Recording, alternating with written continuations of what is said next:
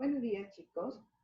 El día de hoy vamos a llevar ya nuestro tercer tema ya con lo que es el tema de lenguaje. En este caso nos va a tocar un repaso. Vamos a ver términos básicos de signo lingüístico, características y también de la acentuación. En este caso también vamos a ver algunas reglas que tienen algunas grafías. Grafías, escritura, ¿ya? Para que me puedan entender esa parte. Ahora, empezamos entonces.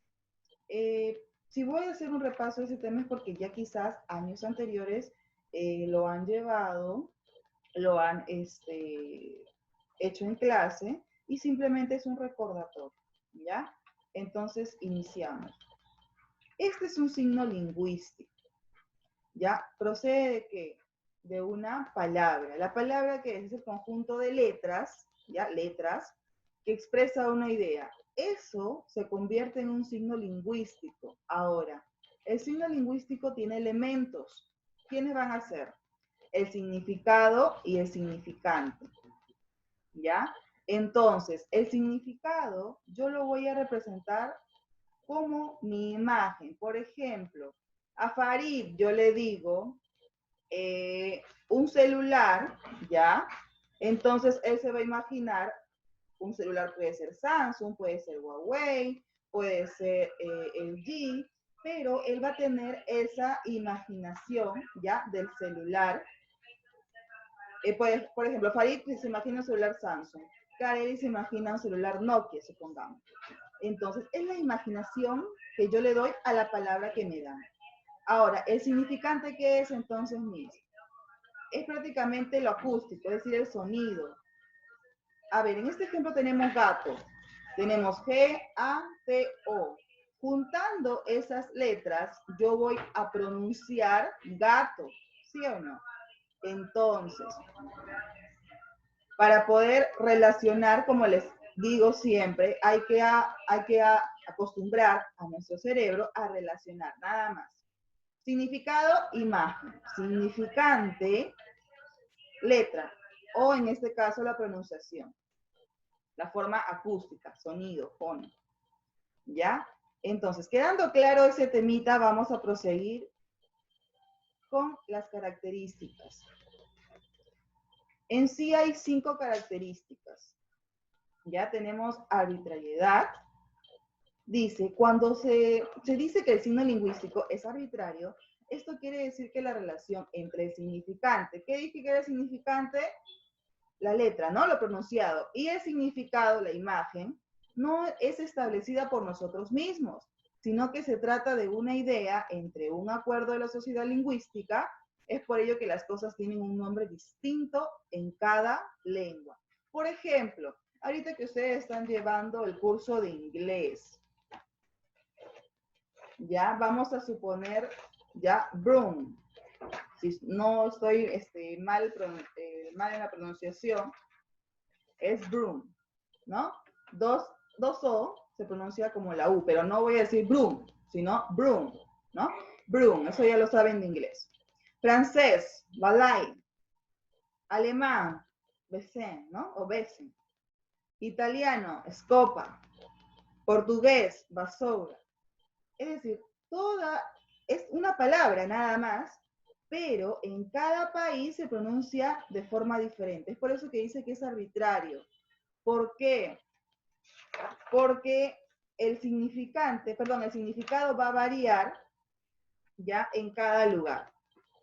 Se va a permanecer más que todo el significante, ¿ya?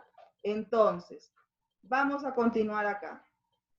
Es más, cada lengua transcribe de manera diferente el canto del gallo. A ver, por ejemplo, en los países que hablan de habla española se nota kikiriki, ¿no? Dicen kikiriki para representar al gallo, al canto del gallo. Los gallos franceses gritan cocorico, cocorico. Ellos lo interpretan así, cocorico. Hasta parece que los animales también tienen el tema de adecuar a la lengua donde ellos habitan. En las naciones de habla inglesa, dice que es cock-a-doodle, do, ¿no? Ellos lo representan de esa manera. Después tenemos que en Italia cantan así. Chicherichi, chicherichi. Imagínense, en Italia ellos dicen que el gallo canta de esta manera, chicherichi. En Alemania se oye como kikeriki, kikerike, kikiriki. En Dinamarca, kikeliki. Finalmente en Japón, koke, koko. Ese viene a ser lo que ellos interpretan, ¿no? Se dan cuenta que es la misma, el canto del gallo. Es decir, el significante es el mismo. Sin embargo, el significado que le dan en muchos países es distinto, pero no cambia la idea de que es o se refiere al canto del gallo. ¿Se dan cuenta? Por ejemplo, en muchos países acá que han venido los extranjeros, ¿no? En este caso más venezolanos, ellos llaman al polo franela, ¿no? Cuando a veces preguntaban en las tiendas, decían, ¿cuánto está esa franela? Y la señora pues se quedaba confundida porque ya no vendía franela, vendía ropa. Y esa franela, y como se dio cuenta que señalaba el polo, te refieres al polo. Ya, sí, el polo está 15 soles, 25 soles, etc. Pero ya ellos entienden franela como polo. Después otro, preguntaban por la fraga, dice braga, perdón, braga. ¿Cuánto está esa braga? Braga, de verdad, no sabría decirte qué es braga. Esa braga, entonces señalaba un enterizo. Y para ellos, braga era el enterizo. Yo lo conozco así, en Perú lo conozco como enterizo, pero ellos lo conocen como braga. Se dan cuenta que no cambia de ser, no cambia el significante, pero el significado en este caso sí está cambiando. A ver, entonces, continuemos. Linealidad. A ver, dice, cuando se dice que un signo lingüístico es lineal, se refiere a que se desarrolla en un tiempo y un espacio. Es decir, en el tiempo porque es cuando se tarda en pronunciar las palabras y en el espacio porque es lo que ocupan las letras del signo lingüístico que escribimos. Por ejemplo, acá tenemos, dice, en una pareja, ¿no? Cuando él le dice, te amo intensamente, ella oye una sucesión de palabras dichas en una cadena de instantes consecutivos. Por ejemplo, primero escucha te, luego amo y finalmente intensamente. La joven capta una palabra detrás de otra, jamás dos al mismo tiempo. ¿Es correcto eso? Claro, ¿no? Al menos de que Farid me esté hablando, Kareli me esté hablando y yo no entienda nada, ¿no? Cuando les pido que participen, Farid activa el micrófono, Kareli también, los dos me hablan al mismo tiempo, no me comunicaron nada porque yo no puedo escuchar dos palabras al mismo tiempo. Entonces, después dice, porque esas palabras no solo es imposible pronunciarlas simultáneamente, ni siquiera se pueden pensar. Sucede lo mismo en cada fonema de cada signo. Primero aparece T, después E, etc. Conformando una cadena mental u oral sucesiva. Entonces, te amo intensamente tiene tres palabras, pero se escuchan en ese orden. Primero escucho te, luego amo y luego intensamente. ¿Quedó claro en cuanto a linealidad? Listo. Entonces, continuamos con el tercero. Tenemos mutable. Mutable. Eso sí han escuchado ese término, ¿verdad? Han escuchado mutable. Mutable significa, ¿no? De cambiar de forma. Entonces, el signo lingüístico se altera para mantener su continuidad. Vale decir, va evolucionando con el tiempo. Inmutable. Al parecer no hay ninguna relación entre la elección de significado y significante, ya que estos se unen libremente. Pero una vez que un signo lingüístico entra en poder del pueblo hablante,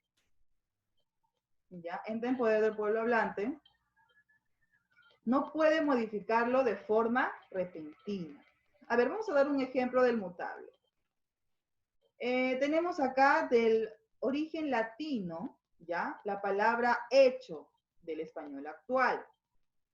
Ha sufrido las siguientes mutaciones, transformaciones. En este caso, al inicio se decía factum. En este caso, el origen latino, factum. Eso ya lo saben cuando están llevando ahorita química, ¿no? O biología. Siempre la docente les explica el tema etimológico, de dónde proviene esa palabra. Entonces, lo mismo pasa acá. Factum fact, o sea, primero estaba con M, ahora después pasó a N, ¿no? Factum. Después factum. Después faitu. Después feitu. Fecho. Y al último se quedó con hecho. ¿Se dan cuenta todas las transformaciones que ha tenido esta palabra desde su origen, en este caso latino, hasta llegar a lo que ahora conocemos como hecho? ¿Ya? Es por eso que a ello le decimos etimológicamente, ¿no? ¿Cuál es su etimología de hecho?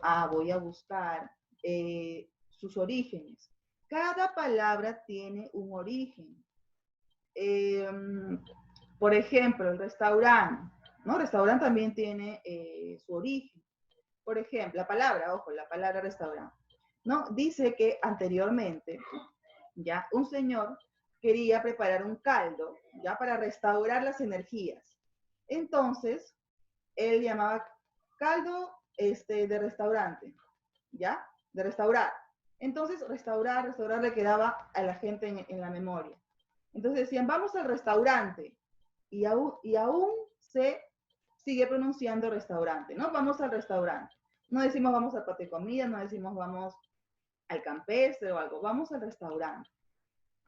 ¿Ya? Entonces, a lo largo del tiempo, las palabras van llevando sus mutaciones.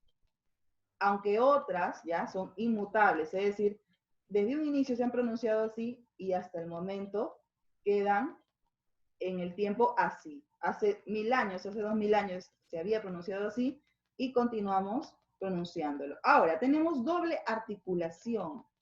Doble articulación. Cuando nosotros articulamos, es como decir, Farid, yo le diga, a ver, hijo, dime, a ver, pronúnciame la palabra articulación. Articulación, me lo dice así. Pero si él lo articula, de verdad sería articulación, ¿no? Entonces, el que utiliza la lengua, los labios, los dientes para hacer esa articulación. Es más, por dentro también utiliza el tema del sistema respiratorio, ¿ya? Para que me puedan entender ese tema. Ahora, dice, quiere decir que el signo lingüístico está formado por diferentes componentes y a su vez por otros subcomponentes, siendo la primera articulación lo que se conoce como monemas. Y la segunda articulación se refiere a los subcomponentes de estos monemas, como lo son los fonemas. En cuanto a los fonemas, ¿ya? Por ejemplo, tenemos el fonema B, está incluido la B y la V. Tenemos el fonema o K. Aquí tenemos ahí a la misma K, a la C cuando se está unido a la A, a la O y a la U. ¿Ya? Y tenemos a la Q, ¿no? A la Q. A ver. ¿Ya? Entonces continuamos. Dice acá, fíjate cómo aparece la palabra sol en el siguiente ejemplo. El sol quemaba la arena y como empezaba a sufrir insolación, le parecía que la tierra estaba desolada. Observa cómo se trata del mismo signo, el cual forma nuevas palabras al encadenarse con otros componentes. Tenemos acá, in, sol, ar, de, sol, ar, re, sol, ana. Mi raíz ahí, ¿quién es? Sol. Todas parten de sol. Lo único que le agrego es un prefijo y un sufijo, nada más. Entonces, a eso se trata de lo que es el fonema.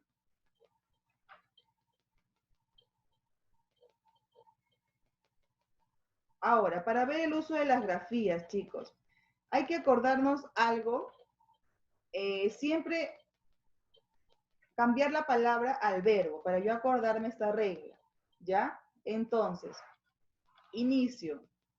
Tengo el uso de la S, dice, cuando el sustantivo deriva de un verbo terminado en der, dir, ter, tir, va con S. Por ejemplo, admitir termina en tir.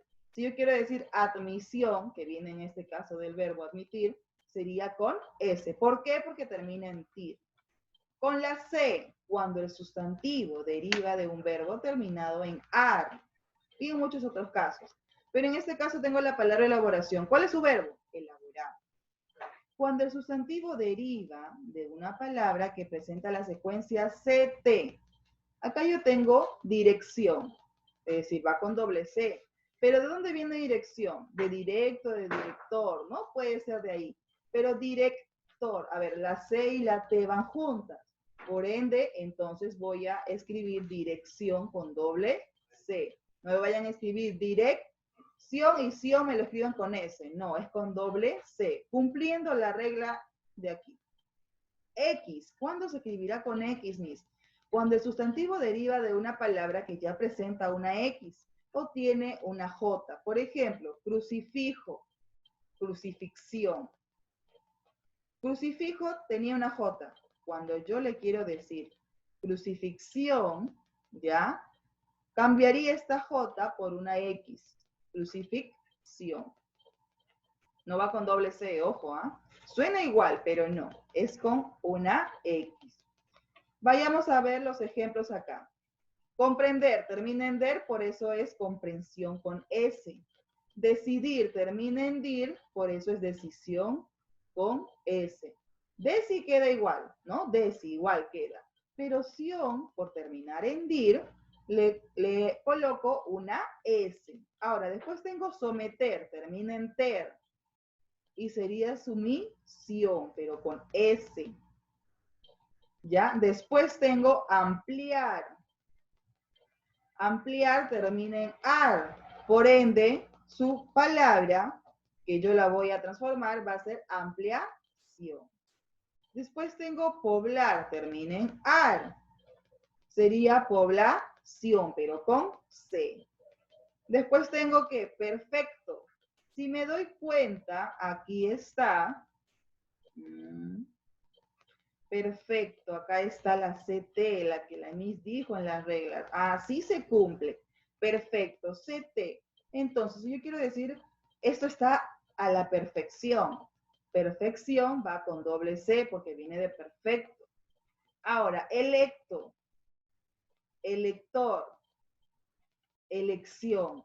Con doble C porque tiene CT electo y también elector CT. Muy bien. Ahora, inconexo. La palabra en sí tiene una X.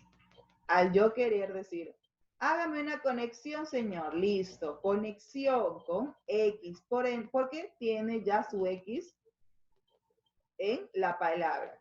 Ahora, reflejo. Mira, termina en J, ¿ya? Y si yo quiero decir reflexión, sería con X. Mi J la voy a convertir a una X y le voy a agregar, ¿no? Yo. Reflexión. Listo. Quedando claro eso, entonces voy a continuar. Ya vamos a borrar lo que hemos anotado y continuamos. Ahora consideremos que la C y la Z representan el mismo sonido. ¿Ya? La G y la J representan el mismo sonido cuando está ante E y ante la vocal I. Veremos acá unos ejemplos. Alzar está con Z. Yo quiero decir alzaron, alzaste, alcé. Estaba la Z hasta estas dos palabras, pero acá, ¿por qué con la C, Miss? Porque al momento de yo hacer, en este caso es un verbo, ¿ya? En pasado se convierte en una C, la Z, ¿ya? Porque la Z no puede ser acompañado de, ¿ya? De una E, ¿ya? En este caso, ahorita lo vamos a ver. A ver, tengo acá también vencer. Sigue, vencemos, parecen y venzan. Si acá está con C, y acá, ¿por qué aparece la Z? Es que acá yo no voy a poner la C también, porque diría venca, ¿sí o no? La S tampoco, porque no existe una palabra así. Entonces, ¿quién me va a ayudar acá? La Z.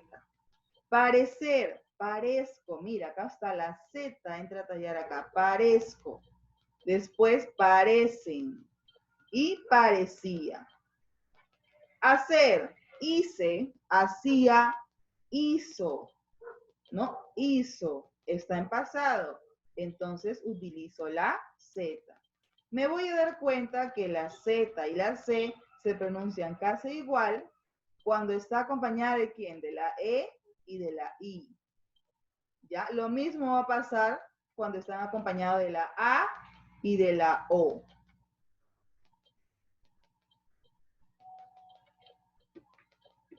Y por último, tenemos el uso de la Y y de la doble L. ¿Cuándo se usa Y? Se utiliza como conjugación copulativa con sonido de I.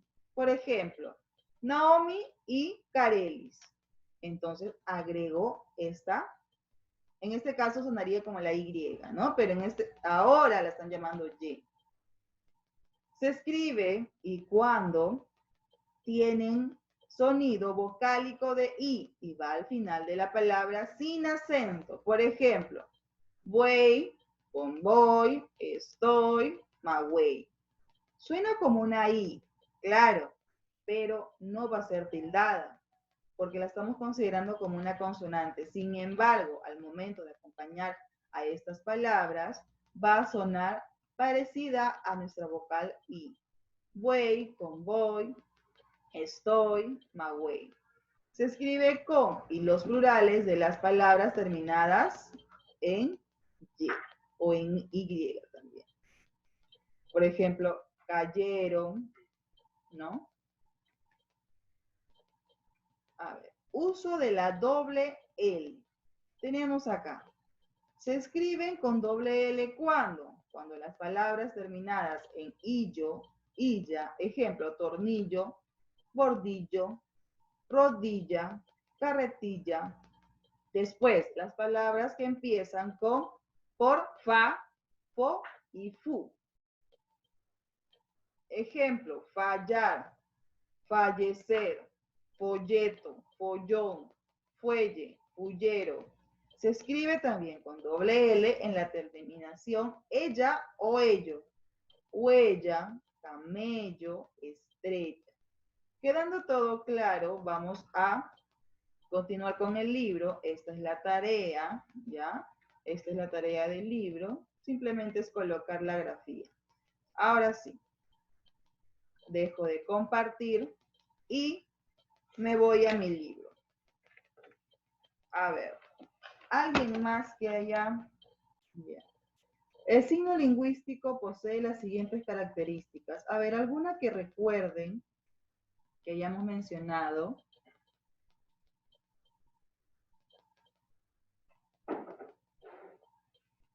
Ya, a ver, alguna que recuerden. La que se transformaba, la que cambiaba de forma, ¿cómo era? Mutable. Muy bien, mutable. Miss, puede Mutable. ser ¿Cómo? linealidad. Muy bien. Linealidad o lineal, ya. ¿Qué más? Inmutables también. Inmutable, muy bien, inmutable. ¿Qué más?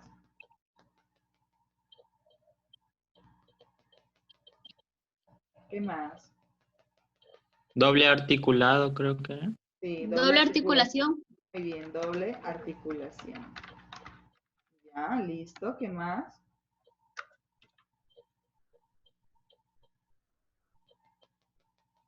¿Qué más? Había el primerito. Empezaba con A. Es arbitrariedad. Arbitrariedad, muy bien. Arbitrariedad. Perfecto.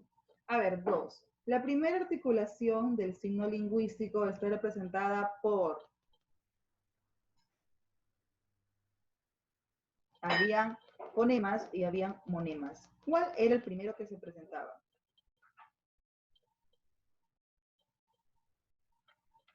¿Recuerdan?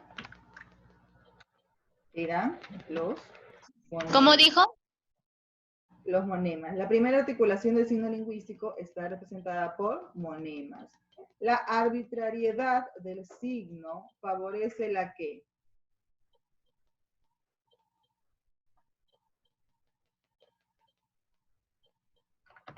Universalidad, ¿ya? De los cambios fonéticos. ¿Es eso cierto? Sí. Porque recuerdan que les mencioné que una palabra, ¿ya? Puede tener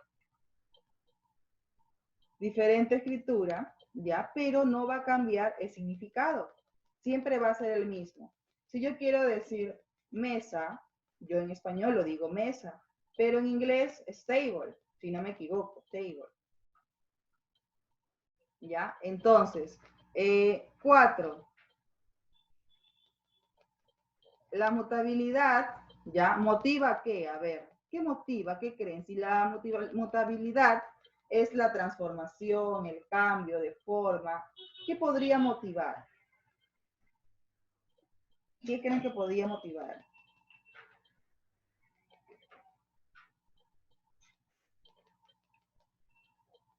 Uno, la continuidad de las palabras, ¿no? La continuidad de las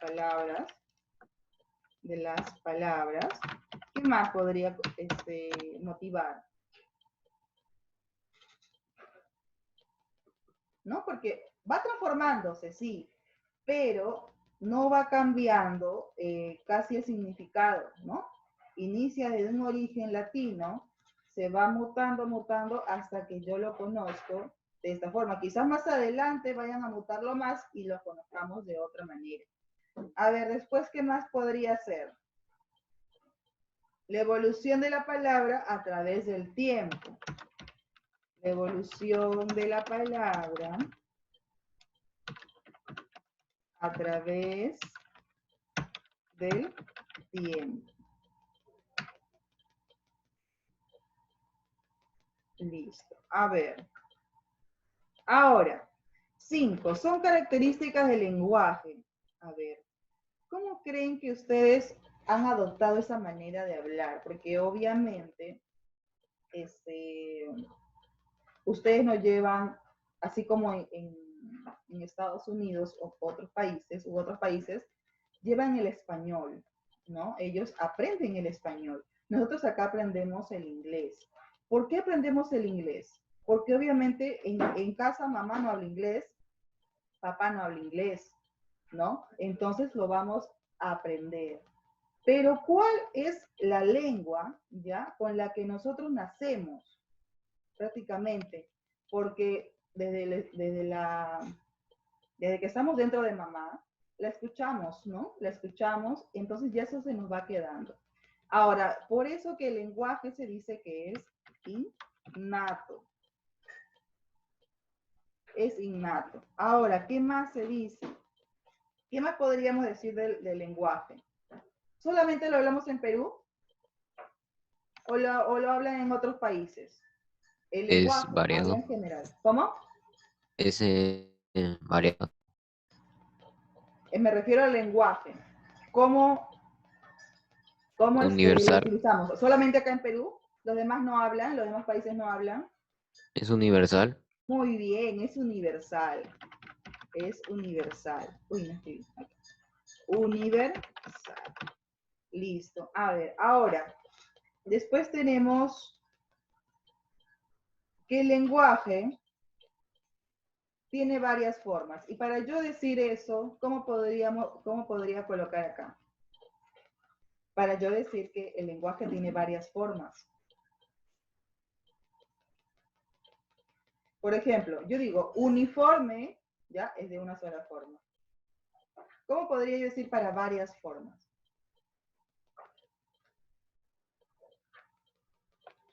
Variado. Ya, pero con el ejemplo de uniforme. A ver, multiforme. Y por último, tengo, a ver, ¿cuál podría ser ahí? El lenguaje es social. Muy bien. 6. Un ejemplo de lenguaje articulado. A ver, ¿cuál podría ser un ejemplo de lenguaje articulado? Cuando vimos el ejemplo de, en este caso, cuando utilizábamos la raíz y le añadíamos un prefijo o un sufijo, ¿ya? ¿Cuál podría ser? A ver, si yo quiero decir casa y le quiero agregar ita, ¿cómo sonaría? Casita. Casita, muy bien. Es un ejemplo de un monema, ¿no? Que tiene una raíz. En este caso le voy a agregar un sufijo. Ahora, ¿qué otro ejemplo podría ser? A ver. Les hablaba también de los fonemas. Mesita. ¿Cómo? Mesita. Risita. Mesita. Ah, mesita, ya. A ver, uno que le hayamos agregado un prefijo, a ver. Un prefijo, antes de mi raíz.